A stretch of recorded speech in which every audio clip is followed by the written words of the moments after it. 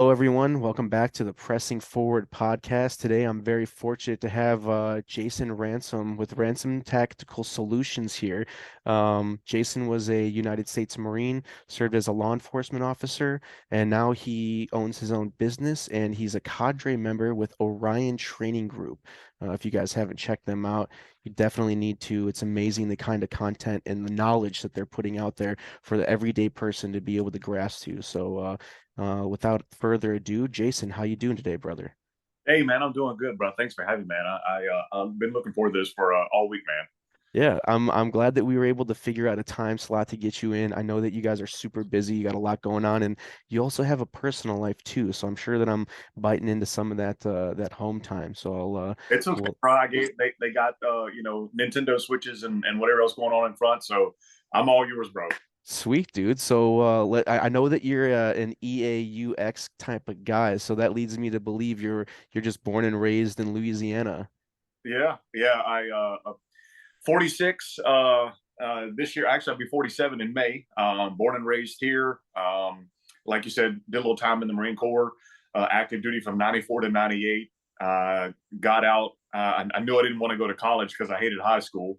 So I went to the Marine Corps right after high school and did 4 years active duty, got out, kind of dabbled in some odd ends and like you said, got into law enforcement and did that for right at 20 years, bro. Nice. I didn't know that it was that long of a stint with the law enforcement thing because Yeah. you Yeah, know I'm it's old, dog. yeah, I will shit. Not that I know that I'm a little bit younger. I'm 31, but that time comes up quick, dude. In 20 years, I feel like when looking back at it and all the things that you've accomplished along the way, it's quite the journey. So, I would, if it's okay, I would like to jump into the process, of the start of getting into the service, that transition out, and going through that law enforcement lifestyle and getting to where you are today. Absolutely. Yeah, man. Sounds good. You knew that you didn't want to go to college. I was kind of the same way. I had already had the idea that I knew I was going to join the Marine Corps before I had even graduated high school. How did that take place for you? Did the recruiter come walking into school and his medals were like clacking on his dress blues or what? No, not nearly that cool of a story, bro. Yeah, I was in high school, and like I said, I didn't enjoy high school at all. I transitioned a couple of times from one school to the next, for moving purposes and whatnot, and I didn't enjoy it. I wasn't the popular kid or the cool kid, and I probably still am not popular or the cool kid. But I actually sought them out. I went and talked to the Army, went and talked to the Navy, took the ASVAB or whatever, did score high enough to get in the Air Force, go figure. But the bridge is like, hey, you look like you fit the bill. And so went and talked to them. The recruiters came to the house and we had them all over, so we got to hear the spiel from everybody. So I Yeah. wanted to make a pretty good informative decision. And the Marine Corps just, I like the way they presented the information and the material. And of course, their appearance, they sharp as always. And that my mind was made up. So I went down to the MEPS station in New Orleans. It's a little south of me. And I remember going to take the physical fitness assessment in the MEPS station, and there was a Navy guy behind a counter because he's in tans, all tan. They Right. wear the whole brown suit. And I was looking for where do I need, hey, I'm kind of lost. I need to know where I need to go to do this, the Marine Corps, physical fitness assessment. And the guy was like, and I was skinny, bro. In 1994, when I graduated high school, I weighed 131 pounds. So I was tiny Yeah. at 18 years of age. And the guy was like, "You going in the Marine Corps? You're never gonna make it." And I just looked at him and I'm like, "Yeah, yeah, I am gonna make it." And that was my fuel right there, because I knew if I failed at boot camp or I quit, there was nothing for me to come back home to. Right. If some work, some odd end job, or whatever. So I knew I had to get it, and that was my motivation. I will not be denied this opportunity. And it was kind of like my why. Obviously I didn't want to fail because my parents and some friends and stuff like that. But that dude, if I could grab him by the neck right now, um, Yeah, like but I'd shake his look where hand. I'm at, you in those ugly khaki uniform, like look at me Right. and yeah. Yeah. So I went to boot camp in '94. right out of high school, graduated in May, went straight into boot camp in like September, and went in and got through uh, all that unscathed. And I went in like a Marine Corps Security Forces contract Okay. with the 0311 backdrop, like they all do. Yep. Security Forces was kind of cool, man. I mean, got to go a couple different places and be part of some real cool installations that were pretty sensitive. And that's where I kind of started to dabble with the whole CQB program. I was part of what they call RTT back in the day, which is Recapture Tactics Team. And from what I've been told, there's still an RTT program in place in the Marine Corps. So that was cool to be part of that. And then from the RTT background, I went to CQB school in Chesapeake and actually, graduated the school program and got a tertiary MOS. And really picked up on the skills and the footwork and just kind of gelled with me, man. I could really apply it. And phased out of security forces contract, spent my last year and a half at 2-6 in Lejeune. Okay. And part of an infantry battalion over there with those guys. And I actually extended, because I was supposed to get out, I think, September of 98, but October of 98. I actually extended another 3 months. Got a whole bunch of medical stuff cleared up, dental work stuff cleared up, because I wanted to re-enlist to go do something else.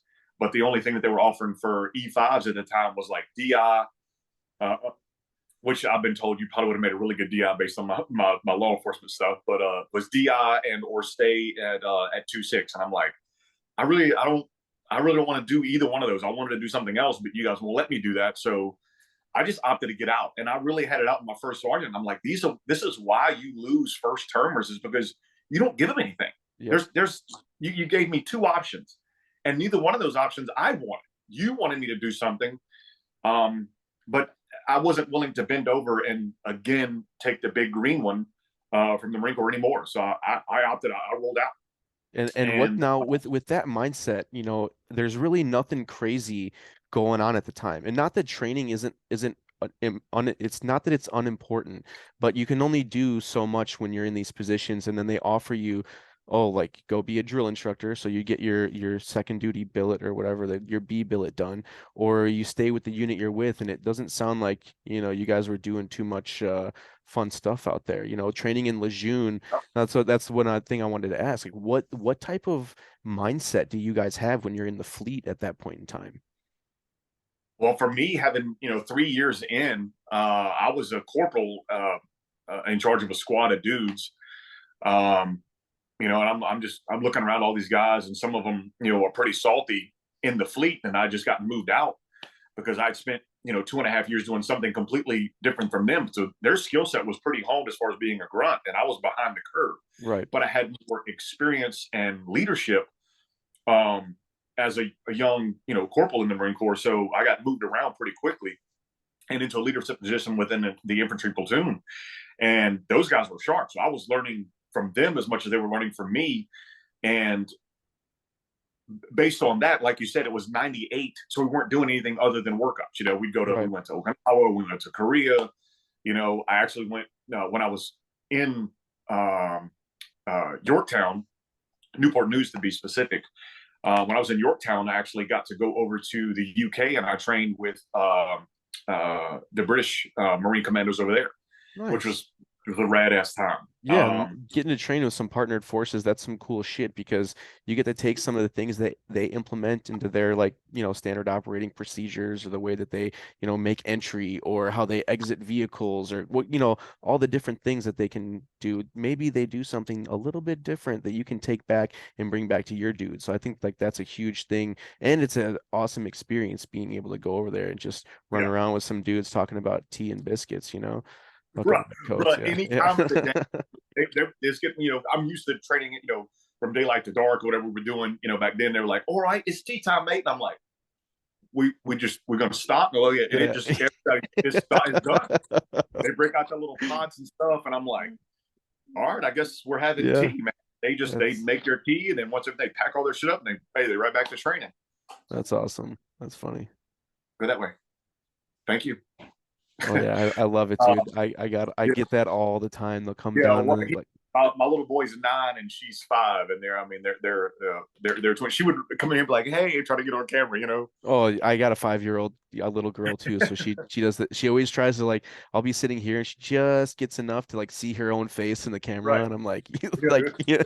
yeah. I love having kids. But did now at this point, how old are you? Went right after high school, so you're probably, Yeah. So 20, I'm right at 22, 23. I'm at 22 actually, Okay, and I start the out processing, and I had nothing lined up when I come home. I didn't. They offer transitional stuff for people getting out, but it's of little to no value. Like, they don't prepare you for what you're getting ready to go to, and I didn't see any combat or anything like that, or anything horrendous.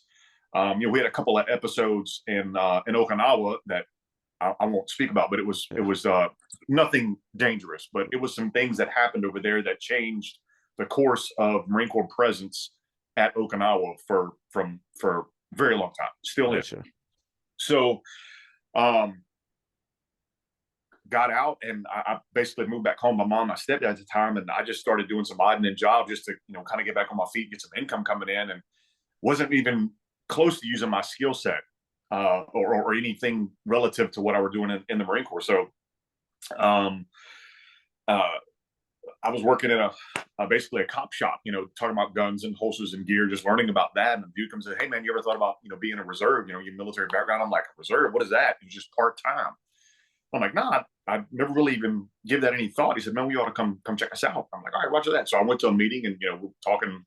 I'm in a room with a bunch of other civilians and stuff like that. And, that's kind of how it got started. So that actually started around 99, 2000. Um, when I became a reserve, and I was just doing cop work part time for free, just riding with dudes and learning how they did the job, talking on the radio and figuring out comms, because cop world is one way, in the Marine Corps you talk a different way. So Right. it's not hey you, this is me, it's me, this is you. And I was really it took me a while to get that together, but anyway, it was a quick fix. Um, and I'm like, okay, I can probably dig this. So, um, I went full time. A spot came open. I jumped in, full time. Went to the academy, and my first real taste of like an academy setting after boot camp. I'm like, this is a joke. Joke, yeah. What? This is silly. But the basics of cop work and Right. cop talk, and was just a patrol guy, just answering calls and handling BS. And then a spot came open in K9, and I'm like, that sounds pretty cool. I think I'd like to work with a dog, and I applied, and of course, I had to meet with the chief, um, I actually got to go to K9 handlers course, so I got a police dog, and that really changed my Nice. whole outlook of law enforcement and being proactive. Because we were always a pretty proactive department. Because back then, you got to remember, it's 2001, 2002, so you could do a lot of things as a cop that you can absolutely not do right now. Anymore, yeah. Well, okay, so I just want to backtrack real quick. Yeah, yeah. Go ahead, man. We'll pause where you become in the K9 unit. So when you first got out and you're doing these odd jobs and stuff, because I think this is important to focus on, especially with moving into the law enforcement career. Were you Did you stay in contact with any of the guys that you had served with? Were you around other veterans, or when you got out, did you kind of just like come home, you're with the family, people that you work with, and your buddies that you grew up with? Yeah, you mentioned that, Mike. And that's one thing I thought about prior to our conversation was, what support system did I have? You know, uh, because getting out, yeah, you build a big bond and relationship with guys. You also have to remember that cell phones weren't really Right. that big in 98 and 99. It wasn't the technology that you have nowadays. So anybody that I was in, you have to take their name, address, phone number, stuff like that. And a couple of the guys, uh, you maintain a friendship, but it's not a supporting role. It's, "Hey man, how's it going? What you up to?" And I guess, come to think of that, is a way of supporting one another. But as far as, are you doing okay mentally? Nobody really checked in, Right. with that. How are you doing financially? Right. Or your feet, or you working? It's just, "Hey man, how's it going? What's it like back home?" Well, Just when kind you of check in status. yeah, that's good to know that you guys at least still attempted to be proactive and like keeping up with each other. But did you feel like a little piece of you was missing when you had first gotten out? Like now, did you lose the identity part of you of being a Marine, or were you happy to have moved on from your time in service? No, man, you got to remember that most guys that were doing that job at any point in time, if they weren't a shitbag, and didn't get NJP their whole freaking career, and they kind of moved up through, they carried a little bit of rank and some seniority, what we used to call back then, dude, salty. Um, uh, and when you're in charge, as an E4, E5, you may be you may be in charge of 12 other Marines, Right. and then you're responsible for their safety, their welfare, their hygiene, their weapons and manipulation, their sectors of fire, all that shit lays on you. And so you're responsible of a smaller piece of a well-oiled machine, but that little piece is crucially important to the bigger operation. Yeah. And you're responsible for those dudes day in and out. You sleep with them, you eat with them, you shower with them. Everything that you do is with those dudes, and they're your brothers. They're your family. Yep. And then when you get out, you're like, where are my guys? I don't have anybody watching my back anymore. I'm on my own now, and now I have to start over. And you feel, like you said, there's this void, or there's this. I've never really talked about anybody about this, man. There's this piece of you that you're missing, and it's them. It's those guys. Yep. And I think that's what draws a lot of people to the law enforcement community, because they get that sense of a team atmosphere. You're on a shift with 4 or 5, 6, whatever, how big your department is. And now those become now your quote unquote brothers or sisters within that bond. Right. Um, Yeah, that's what I so, was kind of alluding to there. I'm yeah, sorry to interrupt you, but that's what I wanted to like make that connection to show that once you finally had gotten into that job where, kind of figuring things out. Now you're in the reserve. Once you go to the academy, so you were starting to build back those bonds that you had lost, and kind of figuring out that brotherhood, that sisterhood. Of like having not you figuring out the sisterhood, but you know what I'm saying? Because there's no, a yeah, lot of women. A lot of like in the infantry side of things. There's like no females whatsoever in the Marine Corps. So it's kind of well, I guess we'll get into this once you talk, but not having that connection with a lot of females, that's my bad for like, not always including them in. So I try to do my best to make sure I like hit the ladies up there too, because they're out there right, kicking ass just as much as some of the dudes are. absolutely, So, absolutely. but yeah, did you find that going into that law enforcement position was able to kind of give you back some of those things that you were missing? Yeah, I think it kind of filled a little niche, a little part or piece of me that I had, that you get out and you kind of lose, and then you're looking for some type of bond, whether you find a girlfriend, boyfriend once you exit, your service. Um, you're looking for something, some type of bonding relationship, Yeah, and getting back to helping one another out and being responsible for other people. And then I know there's people that obviously went into the service, got married, had kids, and they get out, and it's all they already their fire team's already built. right. Me, I didn't have that when I got out. It's basically I picked up where I left off, and I had to start all over again. And I wasn't sure how to use the skill sets that I learned in the service to what I was applying on my day-to-day job at the time prior to getting into law enforcement. Okay. Well, and I think that's a connection that a lot of guys can understand because, being in like a combat arms MOS, right? If you're, whatever, a combat engineer, a tanker, or, you're any job that's not like a rear echelon, whatever it be, supply or admin or whatever, motor T dudes can still, but you know what I'm saying? Like there's not a lot offered in the back as a civilian job.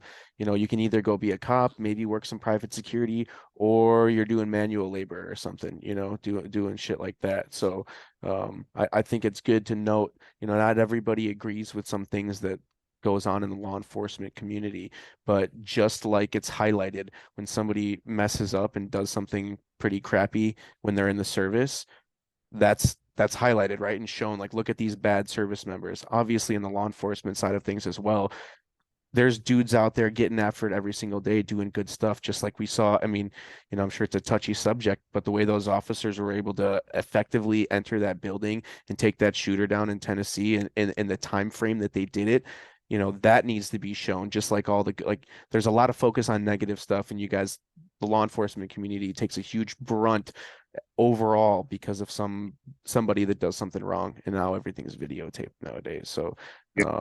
There's that, there's a statistic that we use in the class.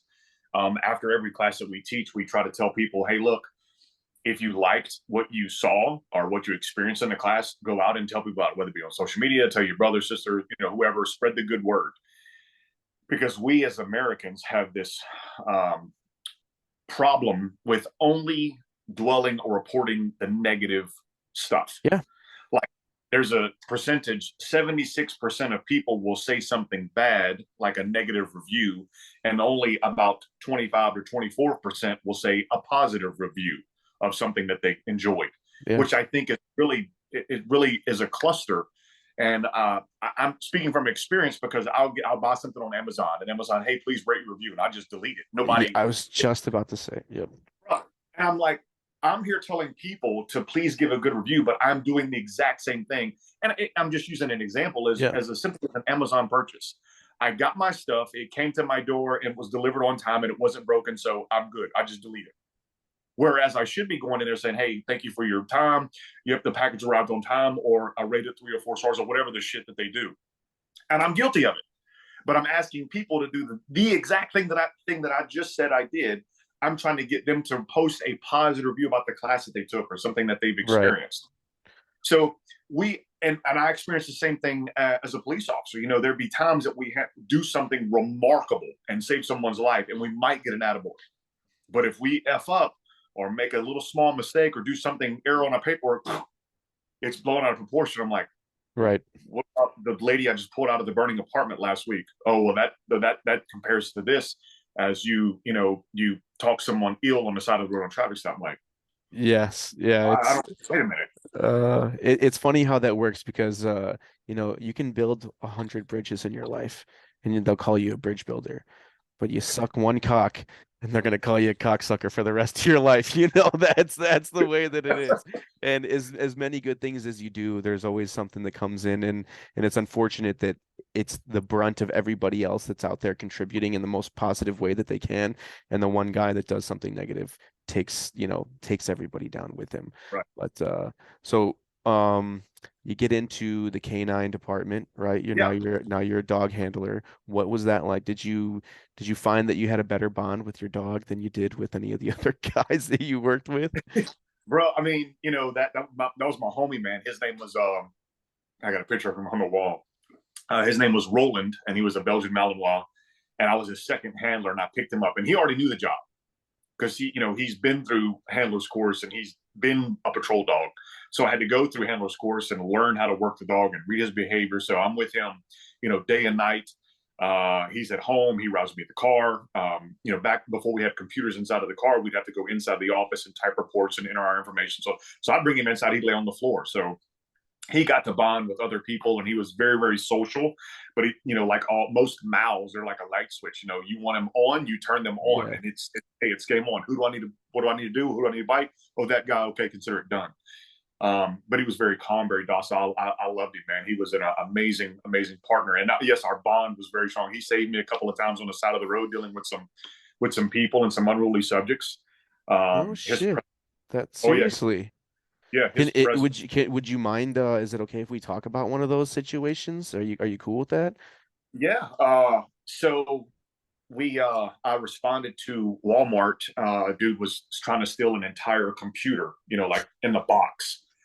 And so they called, and I roll up there and I pull up to the front, thinking that he's trying to make his way out. Well, he's already to the car, and the manager's literally in a fight with him.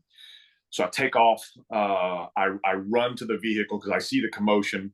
And I remember slipping on a plastic bag. My feet go on out underneath me, and I land like I slide underneath the car. I have to get out, crawl up, and then I grab the suspect. The manager disengages. So now it's me and the suspect in the car door, like where the door meets the door frame, and the female is inside the vehicle in the passenger seat. And me and him are going at it. And I remember pulling my pistol and I shove it in his eyeball, and he's like, "What are you gonna do with that?" Because I can't shoot him, and Can't he shoot. knows that. Right, right. I'm like, what am I doing with this? But just that nature, just to hurry up and get it out. And you will do what I say, but they don't.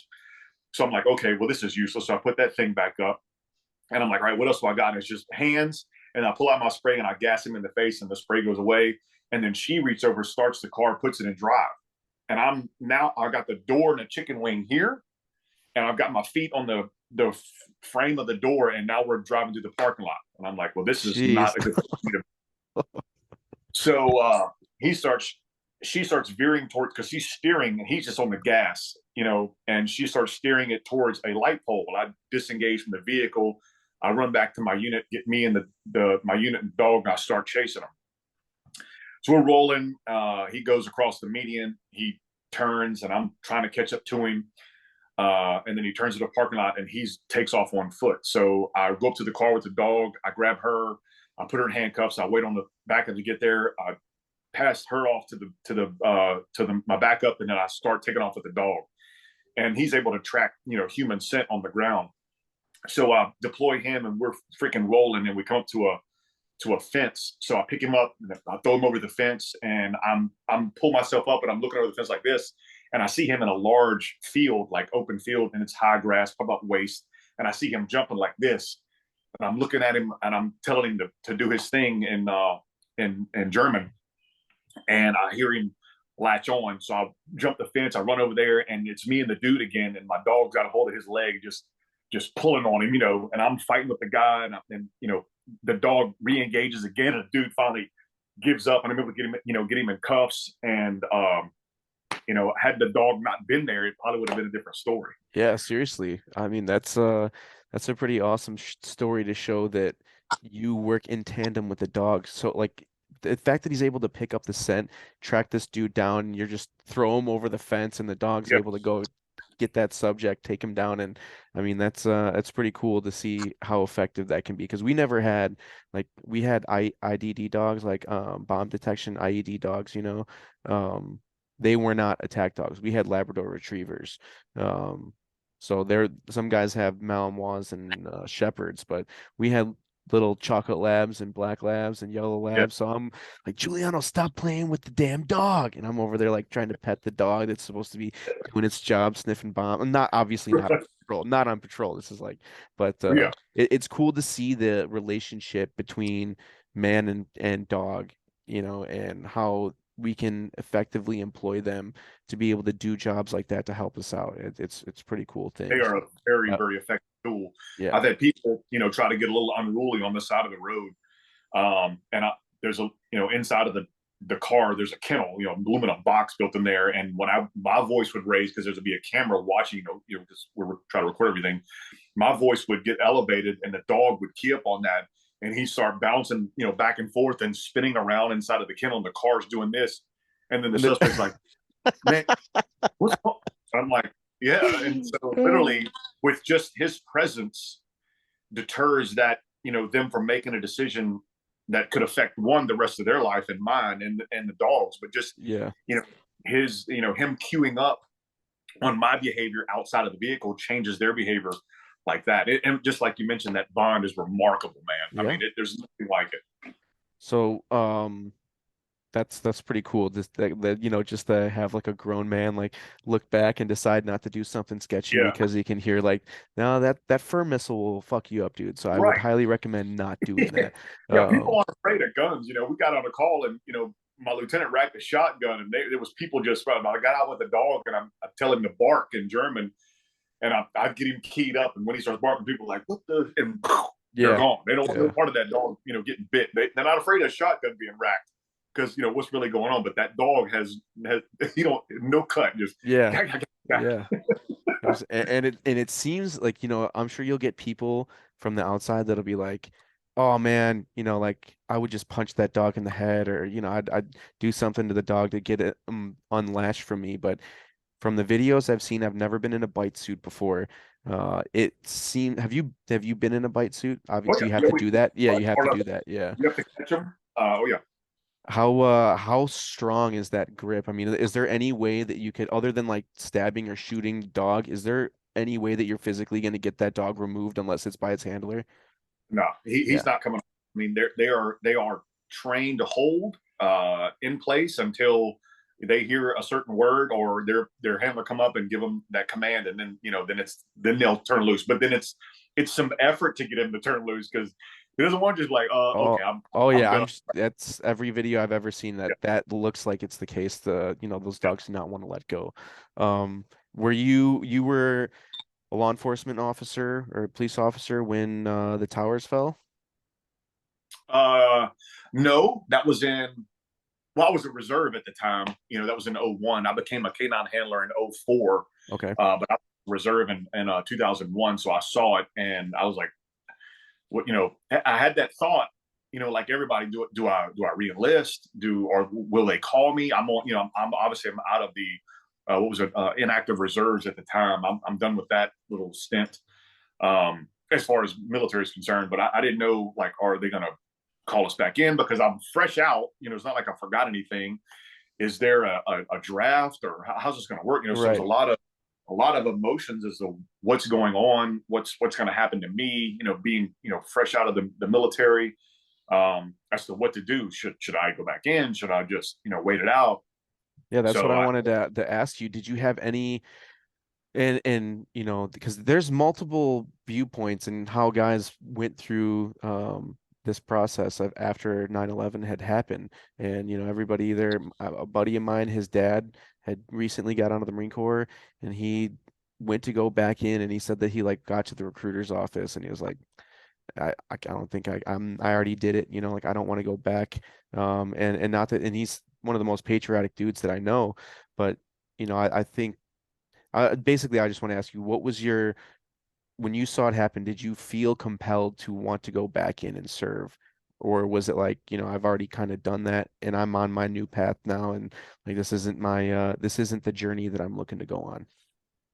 to be honest, man, I thought about it, and I wasn't ready to commit to that engagement again, to re-enlist and do it all over again, or to, you know, I guess, to be a part of whatever was going to happen, or going on. And no idea it was going to get that, that big. And obviously, I think I made the right decision on going my path, and Yeah, staying here and doing what I thought at the time was the right play for me, and starting a family and so on and so forth. I So I agree, dude, because I mean it all happens for a reason. I mean, I would say it's like God's plan of working, however he's gonna make your life happen. He's already got that set up, but some people disagree with me there. I don't really yeah. care, to be honest with you. But uh, you wouldn't be where you are today if you had gone back and made the decision to enlist. Like Oh no, you definitely not. would you might have been a career Marine, or been on your way to retiring, or who knows what could have happened. Yeah, like So you it said, to each his own, and only God has that plan. Yeah. Then your true path. And speaking of path, I mentioned in '04, I became a firearms instructor for our little department. It was kind of small. It was probably about a 50-man department. And that's kind of what started me in the teaching evolution, because you become a firearms instructor in order to help educate people on firearms, whether you pistol, rifle, shotgun. Uh, and I think my Marine Corps background, kind of having experience Oh, with all of that, definitely, dude. Definitely. you and there, so I have, obviously you have to do an assessment, you have to try out, and I passed all those, and that's sort of that is the catalyst that led me on the instructor path, because I didn't teach anything for the Marine Corps. I didn't have an instructor bill or anything like that. I went through several different schools and got a couple different MOSs, but I never taught Yeah, but anything. it's you acquiring that knowledge along the way, like how Yeah, are you going to be an instructor if you're, playing football with a baseball bat? You know what I'm saying? Like if you're not right. familiar with the nomenclature, the way things should be laid out, and I'm sure that, this is another thing I wanted to ask you, in the way that you initially had started doing CQB and firearms training, and then getting to like that progression, and obviously over time how tactics have evolved, like just to see, do you think that, well, I mean, that's pretty obvious because, you got to that position where you're now instructing at the department. But I was just going to say, do you think that obviously all those basic building blocks that you had from your time in service played a part in you getting into that position where you were in the law enforcement, doing law Oh yeah, enforcement? yeah, yeah, absolutely. Like I said, just going through the firearms instructor certification just kind of, yeah, it starts you on the teaching process. And me having had the background with, the weapons knowledge and, like you said, the nomenclature and how everything functions and so on and so forth, helped me in being a better teacher, because I understood a lot of things already that, basically just kind of hone my skill set a little bit more, and impart that wisdom that I had onto other people. Like, this is what we had, and now this is what we have now. So obviously, it has evolved.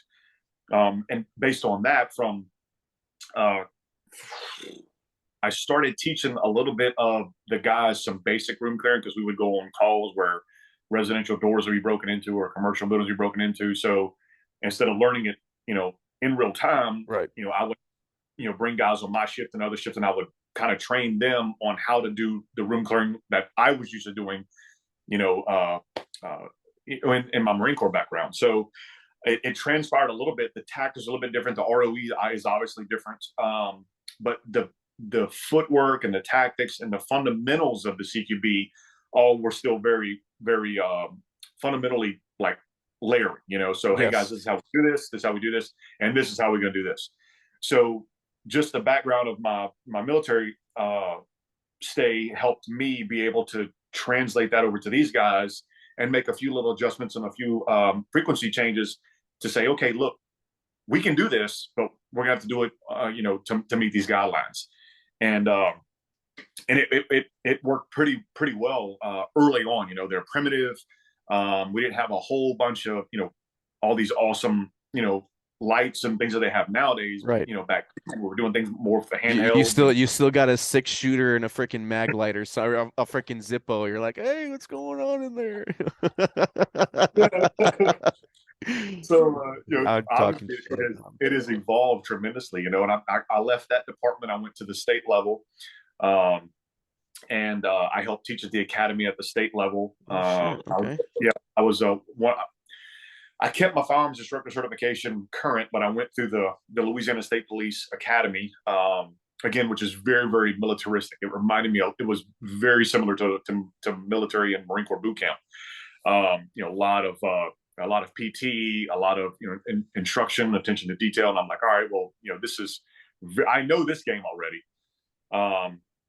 So went through that and was basically just a road cop for a little while, and a spot came open in training, and I'm like, hey, I'd like to do that. I already have a background doing it. Could I, Yeah. I applied, they accepted. So then I went to be part of their firearms training unit. And what they have is a full-time firearms training unit. So we just train people, Monday through Friday, whether it be, in service or an academy or whatever the case may be at the state level. Right. Whereas with my job, it was just part-time. I would just help them out, with qualifications and, in the meantime. But this is more of a full-time job instructing. So I really, got to learn and hone my skill set as far as instruction is concerned. But I felt that I wanted something a little bit more in a team environment. And that's when I left the state police to come over to the sheriff's office, where Jared and I actually met, because they have a very, very active SWAT team. And I interviewed again, and they put me directly at their range, and their range is also full-time because they have about an 800-man department. Oh shit. That's quite a bigger. Then that's what is Yeah. that? Baton Rouge? Yeah, in Baton Rouge. Okay. So I got put on our range staff, and they were extremely busy, working probably 50, 60 hours a week, putting in some serious time at that range. And then I tried out for SWAT, and I obviously, military is what they're looking for, because you already understand a lot of weapon safety handling procedures. The CQB, obviously with SWAT, that's a must. So it was, it's literally, I'm a round peg, and I just fit right in that hole. I just had to go through all the steps, and because I'm a new guy, even though I already had 8 years of law enforcement experience, and then 4 years prior to that, 8 years prior to that, 4 years of military experience. So I'm just a boot again. So okay, Yeah. roger that. So we go through basic SWAT school. I'm like, all right, I know how to do all this shit. Let's go. We're rocking and rolling, and work my way up through the ranks, as a range guy, and as on our SWAT, I was a SWAT team leader, and then I was in charge of like the tactics and the firearms program. So everything just kind of, from my little bitty infancy stage in Marine Corps to damn, bro, now you're running tactics for a team that's Yeah. running 100 and 120 operations a year, um, which was all right. Now I'm in charge of an element again, but now it's just on a much bigger scale. We've got helicopters in the air. I've got Linco Bearcats, and I've got 20 SWAT operators ready to freaking do their thing. And it was pretty remarkable. Yeah, and that's like to show that ability that not law enforcement's not for everybody. I think you and I both know that. There's some guys that are going to be like, "Oh, fuck that. I don't want to be a cop," or like Right. I'm going to do something. I will go private contracting or something. But there are guys that are out there that think like, maybe I could be a law enforcement officer." And to show that you spend your time in the Marine Corps, you do your thing, regardless of where you go and the things that you do, you get out and you've got this knowledge base. You can utilize what you've taken from your time in service and be able to effectively employ that into a outside career path with law enforcement and you know, be an asset, be in Right. that environment where you feel comfortable with the guys that you're around. And, I think that it's a good thing to show that you're able to be successful outside of, working manual I mean, I know a lot of guys that have given up on the thought because maybe one department didn't hire them. They attempted one time and it didn't work out for them. But you just got to keep, it sounds, I was gonna say you keep pressing forward, name of the fucking podcast. Yeah, But yeah, if keep it's keep something that you want, you don't quit the first time you get knocked down, bro. I yeah, mean, look at professional athletes. If you fail every time you jump there, if you just quit every time you went to jump a hurdle and you clipped it and fell down, you would never be a hurdler. If you as a boxer got punched in the mouth and fell down and you like, well, I'm never going to do this again. Hey, bro, get your ass up. Lace your gloves up a little tighter, get back in there, put some bag work in. You know, educate yourself, get a little bit crisper with your punches. Work on some footwork, and then if that's something that you want, fucking do it, man. yeah, Law enforcement ain't for everybody. Right now, bro, to be honest, if I had to do it all over again right now, you wouldn't do I, it. I wouldn't do it. Yeah, I and wouldn't that's do it because I've seen the shift and the dramatic, not dramatic, the change from what it was. And this is an old timer. I was policing in 2001, 2002, and here it is, 20 23. years. Yeah. Right. So things have changed. There's a lot more equipment for the better, which is good. You can now educate and equip your cops a lot better than what they were. But there was so much more against you. And this is going to be the negative aspect of it. In the cop world, most of the times you're guilty until proven innocent, Yes. Yep. which is unfortunate. That's one of the things that never sat well with me, that I despised the most of. Yeah, there's a presumption of innocence, but you have to prove that. And then that's the sad thing because now, I've got a friend of mine that I know, he's a Marine. He's got a case in Michigan. I don't know if his name is Matt Mistretta. I don't know if you're familiar with the case. It was pretty like nationally recognized like 2 years ago. It was right after George Floyd. He did a traffic stop. Dude was intoxicated, bloodied up, pulls him out of the car, starts asking him questions, detains him. Um, his partner calls and says, "Hey, I think you've got my shooter here." Well, this guy just came and he murdered two people, or I think he murdered one person and shot another. So he puts him down to the ground. The guy's flailing around. He's got his knee on his back. You can clearly see this in the video.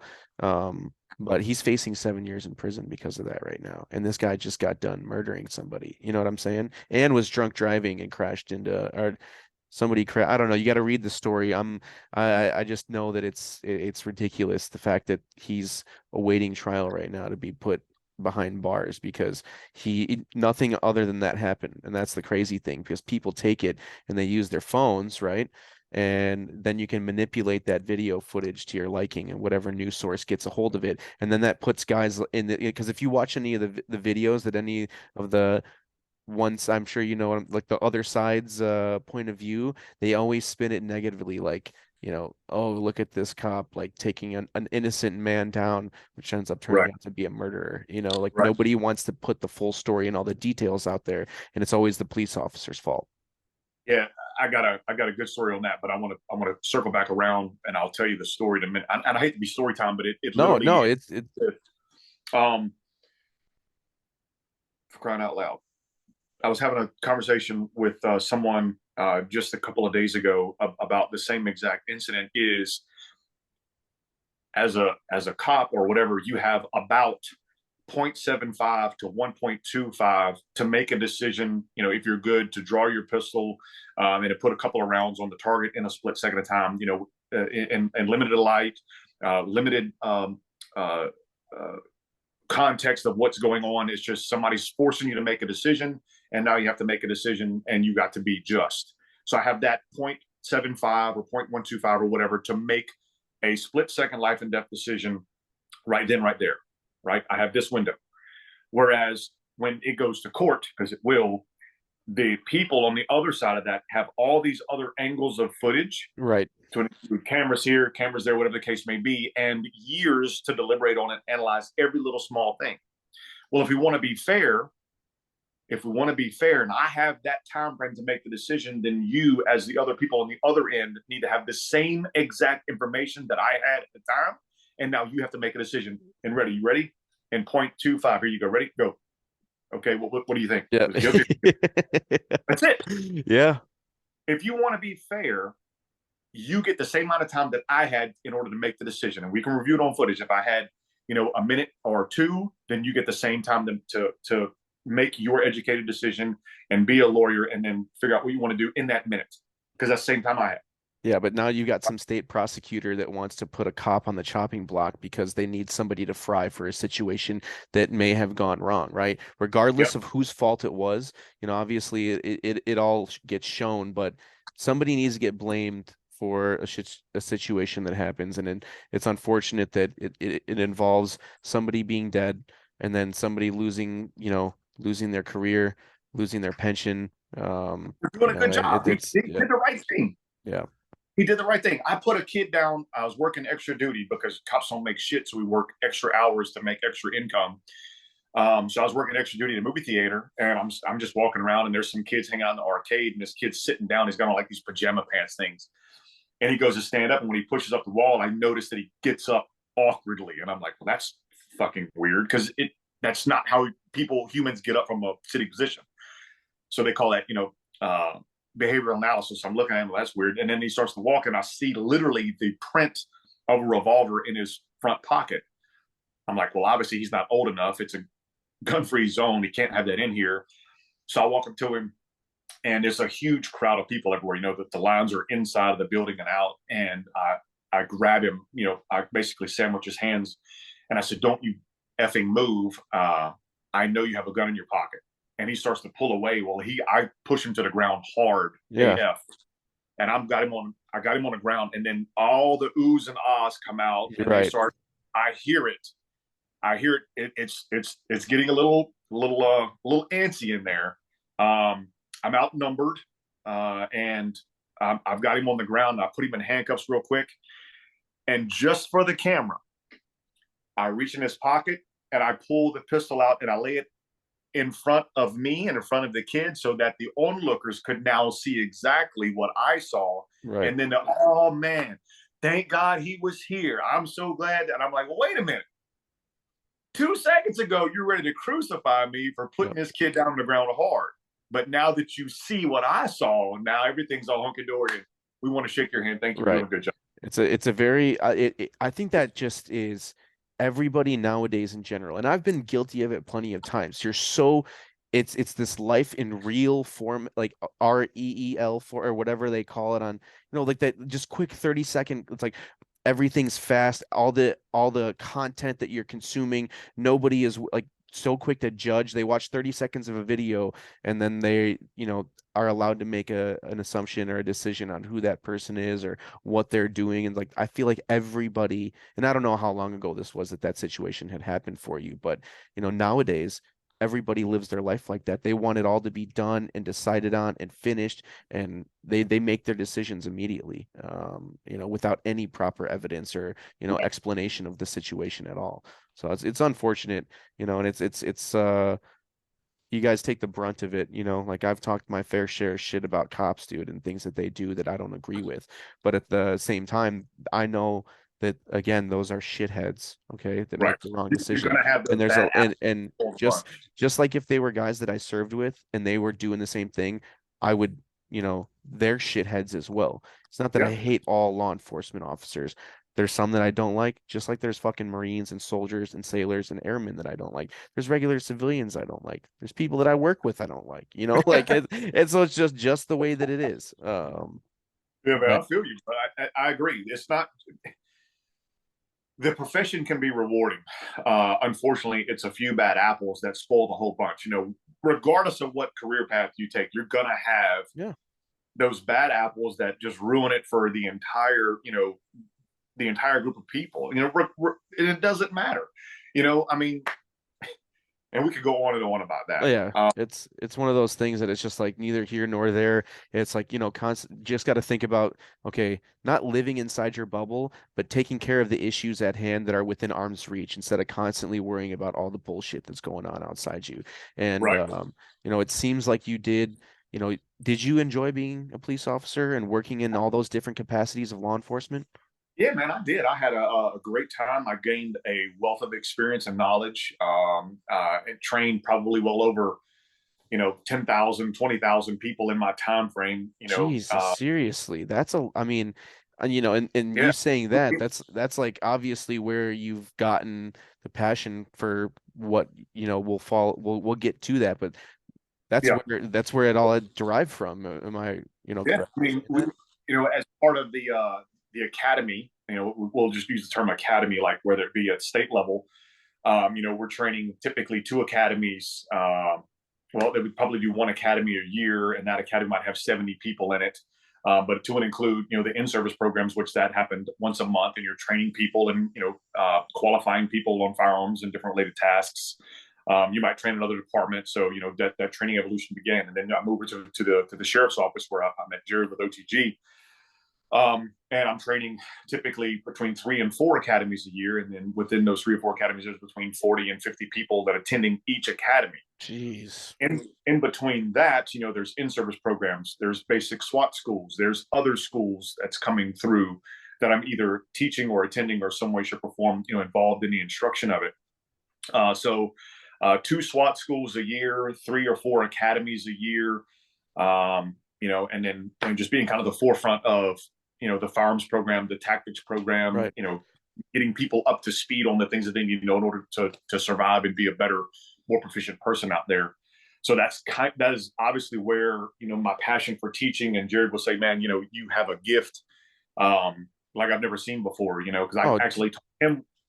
yeah, Go ahead. I was just gonna say, dude, I mean, I watched your videos and you know, obviously the OTG stuff and ransom tactical stuff, and it's like you do have like a natural ability to be able to properly relay what's going on like through your head and explaining like how you're, you know, coming up to your doorway or like where you're gonna prep to like, make entry and you know where your rifle should be, where your optics should be, your eye, you know, everything that you talk about, it makes now, I'm not taking like, you know, I'm like, I'm not going to go to any of your classes because you're giving it all. But all the stuff that you give away for free online, all that knowledge, all that insight, obviously, if you've got some basic building blocks and go to your classes and everything, like that is just, you know, like a refresher. You know, if people know what they're talking about and you're relaying that information properly the way that you do, you know, guys will be like, oh shit, you know what? I never thought about that. Let me give that a try. And they throw their fucking mantis in their rifle and they go on a fucking door in their house and they're like,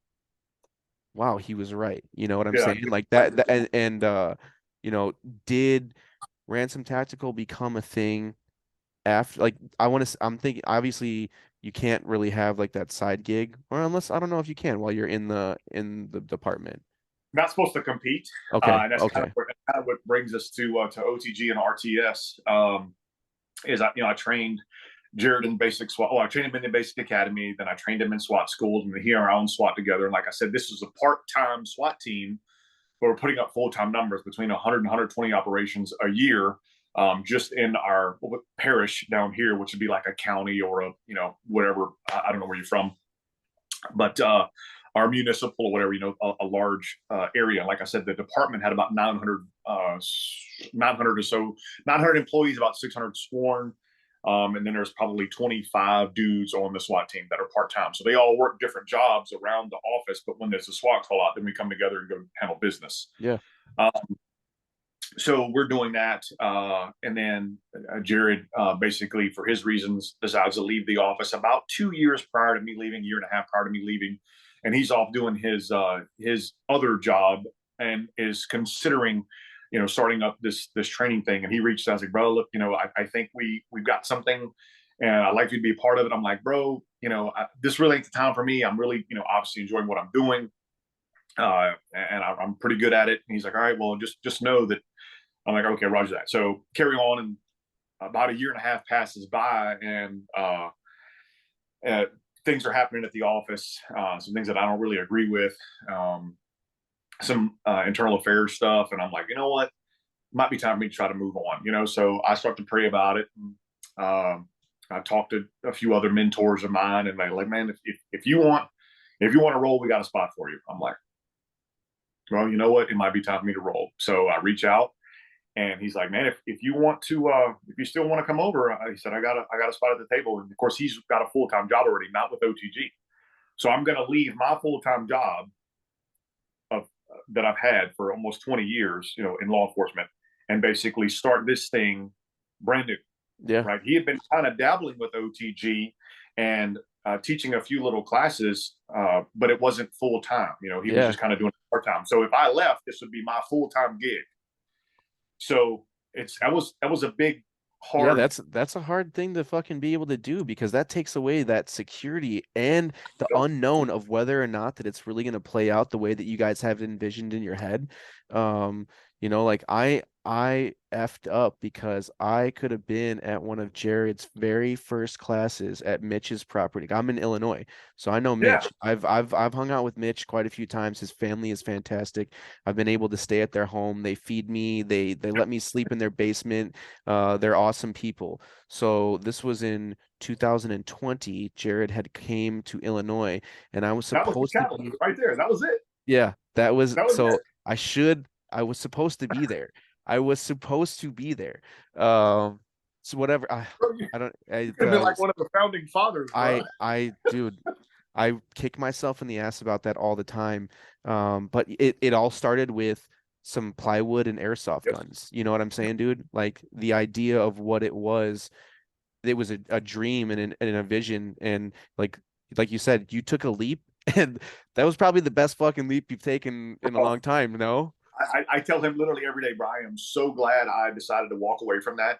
Just distance myself from the political, the drama, the uncertainty, the not knowing if I go on a SWAT call out, am I going to be able to come back home to my kids? Just the it was huge, man. It was the biggest. I cried, bro. Yeah, I'm a well, big dude, boy. I mean, I'm not gonna make you talk about the times that you were crying, but let's talk about the real quick before we shift into what you've been able to successfully do after your time in law enforcement. But what was it like spending that much time of your life dedicated to this job and doing all these things and putting yourself out there? And I'm sure that there's been the ups and downs, loss and sacrifice and failure and all these different things that you've experienced along that road. What was it like when what's going on in your head? Like mentally, are you thinking like are you ambivalent about this, or you make this leap? Like, how is it adapting to this, like, I don't know, the pace of things, not being on the job, and now you're like, oh shit, I'm not a cop anymore. Like, how did you deal with that after you left your time before all of these things started to work out in your favor? It was tough, Mike. It was a very very difficult decision. It was uncertainty. It was times of lows, and just not having a steady form of income. That what they call it, the comfort. That was just there. But the sense of enjoyment was kind of fading away. It was dimming, to what I grew to love and was passionate about. I saw a dynamic shift about, the people that were coming in to do the job and their levels of expectations, if you will, instead of earning things, but Yes. expectations. Yes. And I kind of, I'm looking around me and I'm like, at the time I'm 45 years old out here doing this job. I'm smoking the dog shit out of these, young, 20, 22, 21 years old, men and women that should be, crushing me. But I'm just looking around like, y'all are in this for the wrong reasons. You know, we typically when I interview a class before we get started, anything, why do you want to be here? The number one response is to better serve my community. And I'm like, I get that. How are you going to serve your community getting out there writing tent violation tickets or writing expired motor vehicle inspection stickers or expired license plate tickets? How is that serving your community? How is that giving back? And I started to kind of to realize that I'm like, this isn't really. I had a different job. I'm training, so I'm Right. training cops to be cops. I'm not out there enforcing laws and regulations other than as a SWAT guy. But when he approached me with it, and I started to really think about my reasons for getting into law enforcement and wanting to better myself. Because remember, I told you I did it for free for almost 2 years. Yeah. No payment. Oh, so no shit. When you're a reserve police officer, you weren't getting paid at all. You were just No, like, no shit. I didn't. That's I crazy. had a I had a I had a normal regular job, and I would get off work and go to work with the other guys and ride with them for about 6 or 7 hours, and I'd get off and go home and shower and get some rest and get up. And on the weekends I would go out there, like if we had something going on, I'd ride 12 hours Saturday, 12 hours Sunday, and then go back. So Jeez. it was part time and no pay. So when Jared, approached me with the idea, I brushed it off because I was really enjoying what I was doing, but I wasn't getting any kind of fulfillment or that I felt any real sense of enjoyment, because I like I told you, I can see this cultural shift, these things changing, and people changing, and the I'm not going to say the word agenda, but everything was moving in a different direction. And um, I talked about it with my wife, and like I said, some things happened internally, and went to church. And here's the thing, and I'll admit this, I'm terrible, but I don't really go to church all that often. In fact, hardly ever. But it was a Wednesday, and I remember like it's 10 minutes ago, and she goes, "We ought to," because my kids go to a Christian school, and she goes, "We ought to go to church this evening. It's a Wednesday," and I'm like, "Okay." So we go in there. I remember I'm in the midst of this turmoil of should I leave? Should I stay? Should I, gut this out a little bit longer? Should I just see what happens? And get up there, and he starts talking about the sin of worry, and it hit me like a ton of bricks. And I'm sitting there in the pew, and I just start crying, and being worried about what's going to happen, being worried about the next step, being worried about your future. And I'm like, he goes, "You should not worry. If there's anything, you should just be concerned." And concerned about the well-being of your family and the well-being of your health and wellness. And I'm just like, I felt this dude just beaming light into me, telling me like there's Yeah, like people the in the room, sermon, the message is you were supposed to be there. Like that, it's for you that day. Yeah. and I'm getting chill bumps thinking about it now, but I'm literally, it is like this. And we have never been to church there ever. My kids go to school there, and just on a whim, and I'm like, that's it. That's it. The very next day, Thursday, I called and I said, I'm done. I'm done. I turned my shit in Friday. No shit. Just like that. Quick turnaround. Like, see you I later. was I was done. I'd had enough of it. I was ready to move on. And then that uncertainty hit me. Monday morning when I woke up and I had no job to go to. I'm like, Yeah. Oh my gosh, dude. I better get things rolling. So um, Jared we start advertising the OTG, and that's kind of where the Orion Training Groups thing come along. And I'm the only one that ain't got a job. Jared's still got a full-time job, and we're starting to do some classes and stuff more, a little bit more consistently. And he's like, "Bro, I'm thinking about leaving, my full-time job, and you and I can do this full time." And I'm like, "Let's freaking go, dude. We're Yeah, gonna crush it." dude. So That's awesome. So he went up there. Obviously, that was way before I left, but he went up there to y'all, and that was the catalyst. Literally, the the air in the tire that it took to get the thing rolling, man. And God, he that's was so like, fucking bro, cool. That he's is like, man, so I cool. think this is going to work out. I think it's going to be great. The guys loved it, and they even suggested, Mitchell, I'm like, bro, you ought to really do this. And Jared's like, you know what? So that's when he asked me, and couple, fast forward, I leave the office, and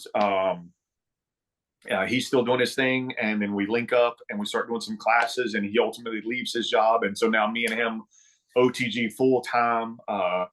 I start Ransome Tactical Solutions and start advertising things on like my end, and of course everything that I do goes through OTG because I pay all my respects to that because they literally gave me a landing zone when I was just out there fluttering my wings trying to figure out what the Dude, f to do. and you know what? On that note, real quick, I just want to say that like the way that you guys support each other and the entire crew, and how everybody else has their own venture and their own avenue, right?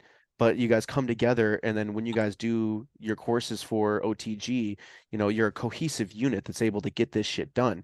But you can still go out there. There's no animosity with being like, hey man, I'm gonna go do my thing and run some classes. Like make some money. Like that's what it's that like, when you have a business, that's the idea behind the business is to make money. And Yeah, to see that you guys are, able to effectively make that work should be an example to all these other businesses out there and all these people in this like two-way community that's so, and in the veteran like this all goes in conjunction with the things that I'm trying to bring light to, like how regardless of your differences or there's always going to be similarities there. Everybody can work together. It's like being two different infantry battalions in the same AO and having to run ops with each other. Hey, like fuck 1-6, like we're 2-6, like I'm just using that as an example. yeah, But it's like, but if there's a mission that has to be accomplished, like we can obviously come together and be able to do that. And if we can all kind of like take a page out of that book and be able to see the effectiveness that comes behind working as a team, but also being like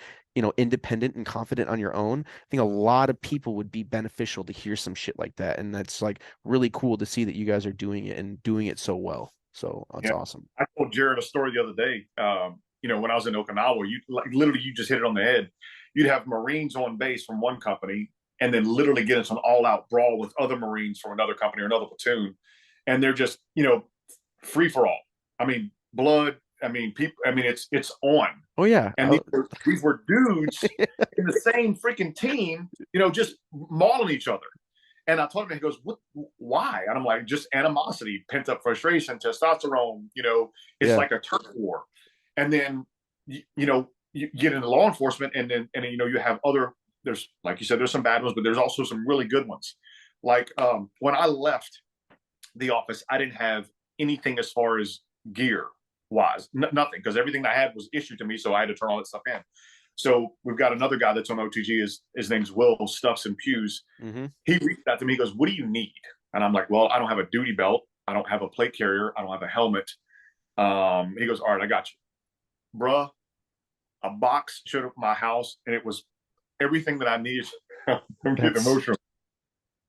He put me in the game with everything that I needed to help get OTG started because Jared had laid the foundation of who I was and my beliefs and my skill sets to these guys way before I came along. I jeez. never met him. And he's like, "Bro, Jason this and Jason that." When I finally decided to leave, they were like, "Hooray." And then he reaches out to me and then he sends me this box of stuff just so I can, you know, be outfitted with the things that I need to make OTG and myself better. And I will be forever indebted to that man. But Dude, that is awesome, dude. And that's yeah, totally something that's okay to get emotional about because, the boys supporting the boys and being there for each other, and you see that kind of camaraderie that comes from that. Like, was Will, he's a police officer as well, yeah, right? Was he yeah. in the military prior?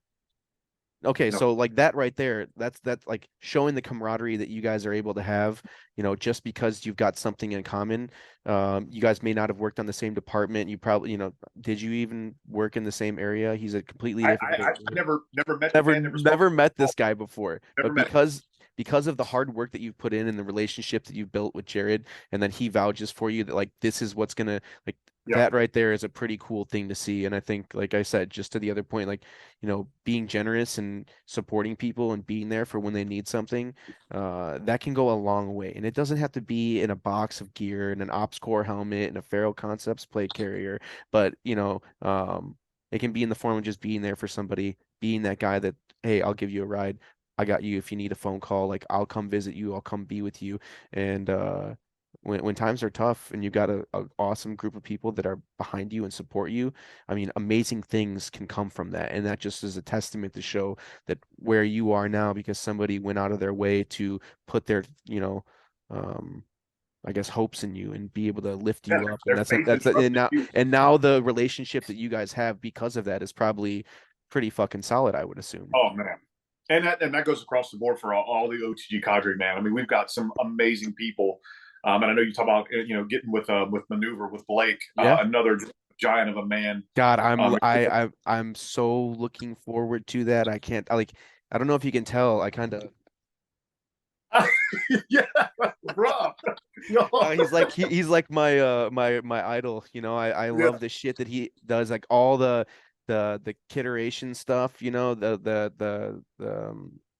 considerations. Yeah, Yep. considerations. I couldn't think of that. But like what I love about the things that you guys do is just the fucking knowledge dump that you put out on the internet for people. I mean, if that I'm sure that there's analytics behind, marketing and drawing people in, but you're out here taking 20 plus years of knowledge from just yourself, and then the time that Jared spent and the time that Blake, like everybody's just putting all this knowledge out there for everybody to be like, these are things that you might need to know. These are things that you should check out. These are things that you should be, like consider when you're putting your gear together. Like, okay, like what different environments you're going to be in? What should I be learning on training? Like, what should I be focusing my, like, I'm sure that everybody would love to buy an LWRC and, go run around the range and have a sweet piston driven rifle, but not everybody needs that off the bat. Right. Like you can start very basic and work your way up.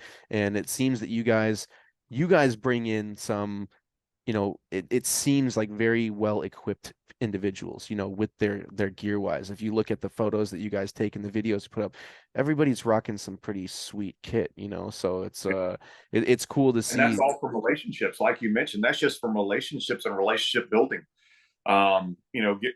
Bringing Blake in, and that's the thing. If he advertises the class, we all share it. And same thing Yes. with same thing Yes. with Dylan and Joe and Lindsay and Josh and Brian. We're all in this thing together. I mean, if you want to advertise a class to go make some money, hey bro, I'm gonna help you push that, because we all That's have one awesome. agenda: bringing everybody together, Yes. making everybody within the group better. And this is the part: giving back to the community things that they can need, just like the things that you mentioned before: how to do this better, how to prepare yourself better, how to work your gun, how you work your pistol, how do you pack a bag, how do you pack your freaking leg wound, how do you put on a tourniquet. That's giving back, Yes. not writing a stinking ticket for a tent violation. Giving Yeah. back to the community is actually investing in them and making people better. Right. And And and on top of that, you're giving it to everybody, not correct, just LE or mill specific. right. That is the biggest factor in that whole They situation. have got such a sense of fulfillment coming over here and doing this. I can't even put it in a word. I have never felt better. When I was on the range and running SWAT, I weighed about 175 pounds. I'd eat everything in sight. And my metabolism was through the roof because I was working so much. My sleep was jacked up. Anxiety was kind of high, edgy all the time. Obviously, alcohol played a factor. Uh, and then when I left, uh, I kind of went downhill, and my wife's like, "You need to get to the fucking gym or do something, get a hobby." I'm like, "You know what? You're right." And like the next day, I went and signed up at the gym here in my town. And since then, remember, I was about 175 working my tail off on the range. Now I'm sitting about 194, 195. I feel great. My anxiety is down here. I sleep better knowing, that I don't have to leave in the middle of the night, or I have to miss a kid's birthday party or some Right. other shenanigans. And I'm giving so much back to people, and that sense of reward and fulfillment when you're in there with a guy and they're paying to be there and they want to be there. It's not like before, when the people that I were training had to be there and they really didn't want to be there, and they just worry about when is lunch and when do we get to leave. with these people now, the civilian market that we're training and the cops that are actually paying out of their pocket to be That, there, they want every they're trying to suck that information dry. Say, bro, can we just go one more rep? Hey, bro, can you stay with me for class for about 10 more minutes? I need to get this, and I do it yeah, that's awesome. because you see that aha moment when they finally get it, and their whole demeanor changes. It's like finding the front sight post for the first time. You're like, There it I is. freaking see it. That's And they awesome. get that, and then I can, at the end of the day, you get a hug from those people, and they're like, man, you have made me You've better.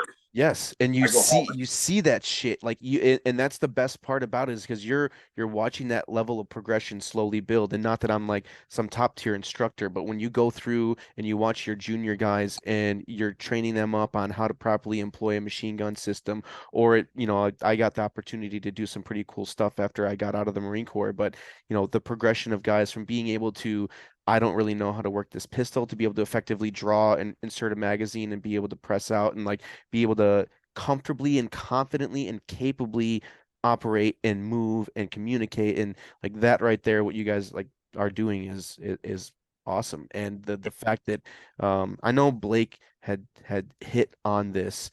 He talks about it in another interview he did, but like the level of not being prepared when he first had gone into the situations that he was in, and the reason why he's so driven and dedicated to having the things that he does, especially on the East Coast, is so those guys, not just military dudes, but they can come in and build up those skill sets and be able to, better themselves. So when they get to that, and that's obviously the mission behind, I would assume, what you guys are wanting to do is build those skill set and give people the confidence to comfortably be able to do their capably be able to do these things, employing their weapon system, or making entry onto a room, or doing some of the maneuver stuff that you guys are doing out in the woods and everything.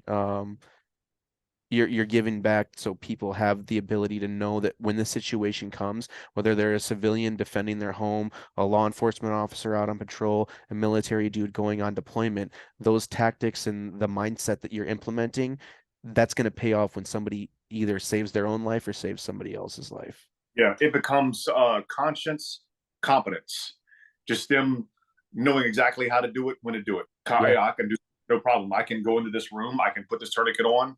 I can pack this wound. I know how to sustain myself, or pack a pack, or deploy my rifle, my pistol in an effective manner in defense of myself or my loved ones. We've had numerous people come back with saves, like actual real saves from a medical class that we taught, and our classes are priced in such a way that it's less than basically anybody else across the nation, and it's the same exact material, and we have saves um, that people have gone out and deployed medical equipment and saved people's lives because of them coming out and getting some information and then being able to deploy that and save somebody's life. That is the ultimate Yeah. testament of what we're doing is the right thing for the right reasons. And that's what's up, because yeah, we could probably mark it up and still sell out classes, but we don't have to do that, because And it's that all about that skill set and that mission that you just mentioned, making other people better. That's so much more rewarding, and yeah, that's why and we give a lot of this shit. That's why everything you see that's on YouTube, and that's on my channel, Jared's channel, Blake's channel. I mean, all these channels, it's open it's, information. yes. Yeah, and I've recently made sure that I've gone through because I know that Instagram's been a little funky lately, and not that it's you keep finding the alternate ways to get the knowledge. So the other platforms that you guys are putting it out there on, and then also sharing that stuff with other people, because like the individuals that I'm surrounded by, it's unfortunate because I have a lot of people that don't have the same, I guess, thought process as me on certain, whatever. They don't think the way that I do, or they're always like, "Oh, why do you go and do that stuff? Like why do you have, that kind of gear and equipment? Like what do you need dual tube NVGs for?" Well, one, because I'm a fucking 31-year-old man child that likes to have night vision. Is there a problem with the way that I spend my money? It's none of your concern. But I just wish that it seems like you guys are surrounded by such an awesome group of dudes. You've definitely been able to find your tribe after your time in service, both in the military and law enforcement. So you've dedicated, even now you're still dedicated to that service of being able to give back to people, and those skill sets are perishable. So make and obviously ensuring that people are getting the right knowledge and ensuring that they keep training and keep fucking becoming proficient with their whatever it be, life-saving skills or firearm skills. But one thing that I do always ask Marines, well, I've started to do this. um how did you make an impact like on the Marine Corps itself, like with legacy and tradition while you were in the military? Legacy and tradition. Fuck, I don't think I was in long enough to establish some type of legacy, bro.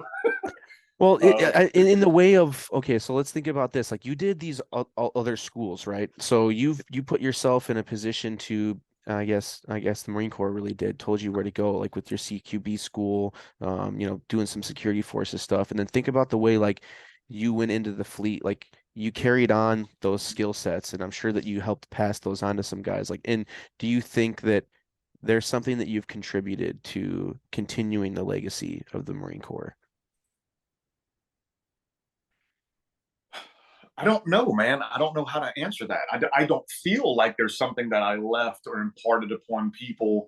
Then there may be. I mean, um, Well, how about this? there, How about how have you done it to this day? Maybe not in the sense of only Marines that you're get, but you're like, I guess the discipline, the motivation, the skill set, and it started with a base, like a foundation, like your baseline was the things that you learned in the Marine Corps. Do you still revert back to your time in the military? Is that something that you're proud of? And is that something that like you talk about in the sense of this is what brought me here to where I am today? yeah. I think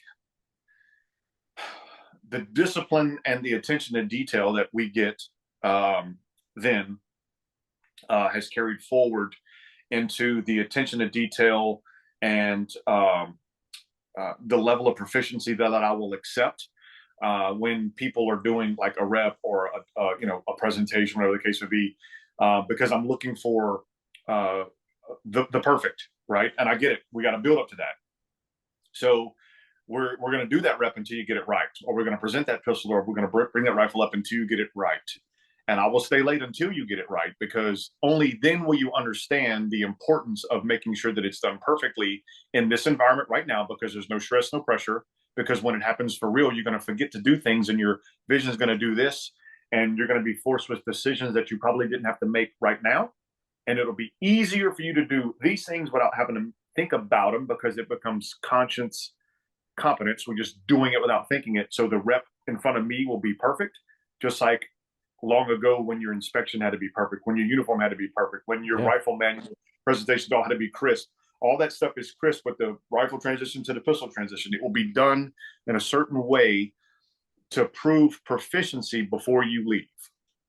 That's good. I mean, the mindset too that you implement those things and make sure that you focus on them. I think that's a testament of, and I don't want to, I just try to find a way to correlate the things that you experienced in service. So that way, when there's guys out there like unsure of like how they can look back and be like, hey, I did that too, or I had Yeah. something like I had a similar situation like that. And, with showing the effectiveness of the way that you're able to take the things that you've learned, and now you're like I don't want to say a master, because I feel like regardless, like you're still learning, like shit's ever changing and evolving. Yeah, But absolutely. you've pretty well honed your fucking spear tip, like you've got that thing sharp, and you could jab that into the stomach of a Persian that's attempting to breach your lines with the rest of your Spartans. Do that. Um, I'll tell you another quick one. My discipline, we were at the ranch in Texas teaching a small unit class. And actually, Mitchell can attest to this, because he was my downed victim, because he got left in a hallway, and basically what they did was became Blue Falcons that you and I know as buddy fuckers. yep. So they left Mitch hanging, and I completely come unglued. Like I lost my shit. The knife end came out, and I was pointing at people this Yeah. way and that, and screaming to the top. Like I literally, I came unhinged, And I grabbed Mitchell, and Mitchell's on the ground. I start yelling at everybody and putting people in position to extract Mitchell and get him some quote unquote medical attention, provide security while that was happening. Jared was on the catwalk watching it all unfold, and he's pretty quick with the camera to get things on video and camera. He was so overwhelmed and surprised. He was just like he was frozen. And then when I went to one kid and he was like by the door, like in a corner, he was like this, just he was trembling, he was You've shaking. never, it's like my dad doesn't even I'm yell like, at me like what that. are you gonna do? He was fucking shook. Yeah. And after it all got said and done, I said, the moral of the story, gents, is we don't leave a man behind. We have to be accountable for all of our actions to include everybody else that's within our team because this is all we have. And they literally was the aha moment of, oh shit, this is for real. Even though training is for real, we can't Yeah. leave people. We're accountable for our actions, our movements. Every little thing has to be perfect. And I looked at the journalist like, "Are you gonna go, boss? Are you getting that on camera?" He goes, "What the fuck? I didn't get it, bro. You went old Yeah. school SWAT." And I was like, and it just something just happened right then, and it was that aha, that teachable moment, and it drove a spike in those dudes to go, "This is real, Yeah. man." And Dude. thank you. But in the debrief, the kid was like, "Can Jason just yell at us all the time to keep us in check?" And so I was like, "You like that? Something's wrong with you, dude." Well, that's fucking funny to hear, like especially with and it's no knock on anybody because they didn't sign up to serve in a certain capacity or be a law enforcement officer. When you've got somebody that spends a lot of time either doing, I don't want to call it range theatrics, maybe they're like a novice shooter, they've played some video games, they've got experience in the sense of they know how to properly handle a firearm. But when it comes to situations like that, there's much more involved than just thinking like, oh, well, I point and shoot, like point, shoot, reload when I go dry. Like there's a lot of moving parts that go into a CQB environment, and I'm no subject matter expert, but when you've got these people immersed in these situations and when they fuck things up, like you're like how you were able to be the hammer immediately and start knife-handed people and showing them how they fucked up, putting that fear in them, and then also coming back to be able to be a mentor afterwards. Like this is why you've been reprimanded and this is why you guys fucked up. And then I'm going to show you how to fix it and show you how to be better the next time. So, I mean, that right there, I mean, the leadership that you show and the way that you're able to help these guys digest the information that you're putting out there for them. I mean, fuck, dude, that's shit that money can't buy, and I don't like the knowledge and the experience that comes behind that. And that's what I want guys to be able to see is they've got, whether you did 4 years or 40 years and whether you transition to like, you've got the ability to be able to effectively employ your leadership tactics and like whatever, if you want to call it that, that you learned while you were in your time in service. And there's a lot of different things out there that you can do. And you're a story right here that shows success behind that. And that's why I wanted to chat with you today and show that. And you've done nothing but, prove that. And you're able to, in your words, through your eyes, you're able to relay that. So I love it, dude. It's awesome. Appreciate that, homie. That means a lot, man. Thank you. Yeah, and I don't know, we've pretty much hit on everything, and I there are some questions that I would normally ask some of the guys, but I guess this is a good way. I'll still ask it to you because you saw it from an outside perspective. You didn't serve in the military during the global war on terror, but what from somebody that's on an outside perspective, and not being involved in it. Obviously, there's indirect ways that you're involved with it, and people back home, and maybe you've had a few run-ins with some guys that have had some experiences over there. But can you sum up the GWAT in one word? Like if you were to think of the experience, right, and what's happened, um, and there's one word you can pick. What do you think that word would be? It's going to sound really heartless. I'm going to say pointless. And the reason I choose that word is because there's men and women that went over there to do what they thought or what they were told to do, to come home and to be shattered, uh, or for all that they fought hard to gain, all the ground and moving forward, the lives lost to be turned over in that manner was pointless. Yeah. And I wish it could be another way. I wish things would have happened differently. I wish those men and women wouldn't have had to lose their lives in fighting for something. For what? Yeah. What were they, what we were fighting for? What do we have to gain from that? What was it? Yeah, there's I'm no politician, and I'm no like, I don't know what the right terminology, economic major, or somebody that's like focused on other world politics or shit like that, but I didn't know really what I was doing in sense of, you know, just putting a footprint in the country. Like I didn't go to Iraq. I did Afghanistan twice. But when you're there, you're not thinking about, at least I wasn't, this overall mission. It was like village clearing operations, stability, ensuring that the roads were clear of IEDs. But we were burning all the weed, but we weren't doing anything to the poppy.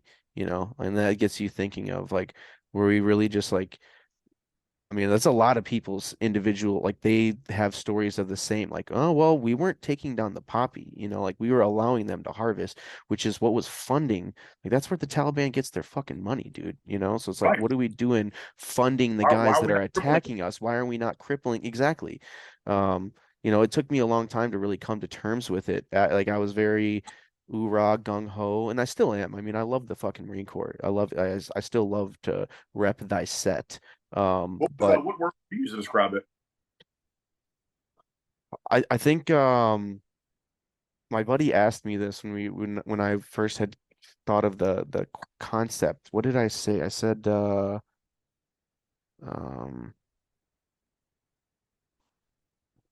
I don't know if I said like confusing or like misleading. It's like confusing or misleading, and like, in Misleading the is a good sense, word. yeah, it could, in the Misleading. sense of, it wasn't it wasn't what we were told, and it wasn't what we were thought. It wasn't what we were even trained on, dude. Like, we're So doing like, we it's were kind of getting. sleight of hand. Hey, check out this Yes. over here. Never mind what this one's doing. Yeah, and not that I would ever slight the Marine Corps or the United States of America in any way, shape, or form, but now things have changed. It's a little bit different nowadays when you see the inner workings of um, the political schemes that they make, and the way that they're able to manipulate the system and to manipulate the young men and women that serve this country, to be able to blindly go in and fight for what, like, I will say that when you're there, and all it is, I truly do believe that when the tough gets going, the going get tough, and you're there for the boys to the left and the right, and the women. Like, I personally Yeah. never did serve with any women, but there are some badass women out there that have definitely sacrificed and been in situations that a lot of dudes have not.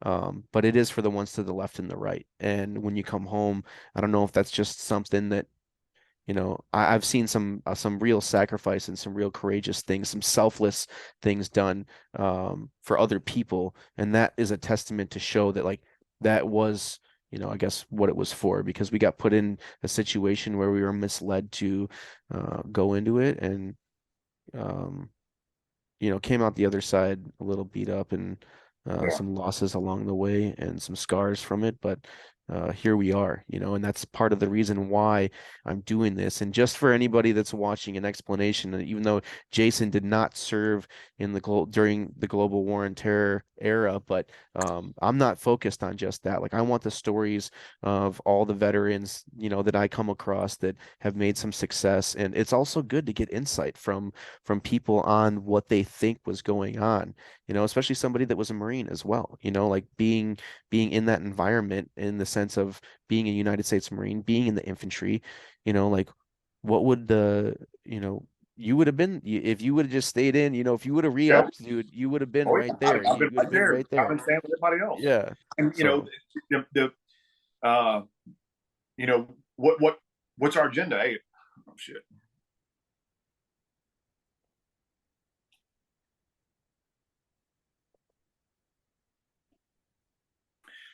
What's our agenda? It's manpower. It's the people to our left and to our right. We're going to go forth. We're going to do this mission, and we're going to carry on with the plan of the day. And I get it. It's to those men and women to your left and to your right. It's not I'm in front or I'm behind. I'm right beside you, and we're going to go do this thing.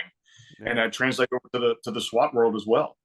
Um, you know, what was the point of going doing these narcotics raids for dope, for marijuana? What impact we're really making with that?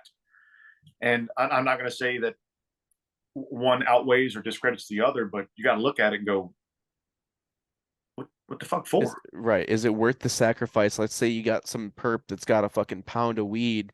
It'd be different if you had a kilo of coke or a kilo of meth or fentanyl, but you got some dude with a pound of weed and you want to go search, like, he could be a little. I don't know. I've never been in that law enforcement situation before, but Right. you have to outweigh the pros and the cons to, is going and hitting somebody for some weed important if you know that they could be armed or, um, you know, I, I don't know. I think we have some But all we, around reform to do in the entire scheme of things, whether it be we military did it all the time. objectives or, it's We did it all the time. Those exact criteria you just said, we did it all the time. It's just that was our mission. That was our mindset. yep. You know. But my phone is about to die, my Dude, friend. It no, said hey, it for me. you've already given me plenty of your time. I love being able to chat with you here. I hope that somebody gets something from this because I definitely do, and it just shows that ability to be successful after your time in service. And we didn't get into a lot of the ups and downs. I know you said there was a few things in there, but regardless of the roller coaster that you're on, you're able to turn that around. And if you put the hard work and the dedication into it, you can be successful after your time in service, both in the military and law enforcement. Yeah. So, Jason, I appreciate what you're still doing, the way that you're giving back. Thank you for your service to this country and your community as you went through and did all these different things. And thank you for doing the things that you're doing out there and putting all this knowledge out for anybody to be able to attain. I will plug all the outlets when I post this up. And again, thank you for everything. Enjoy yourself, and hopefully I can find some time with the craziness that I got going on to get down and come train with you guys. I look forward to that. Yeah, man. Sounds good, bro. Appreciate your time, and I look forward to it, man. All right, hell yeah, dude. Take care. And that was Jason Ransome with Ransome Tactical Solutions and Orion Training Group on the Pressing Forward podcast.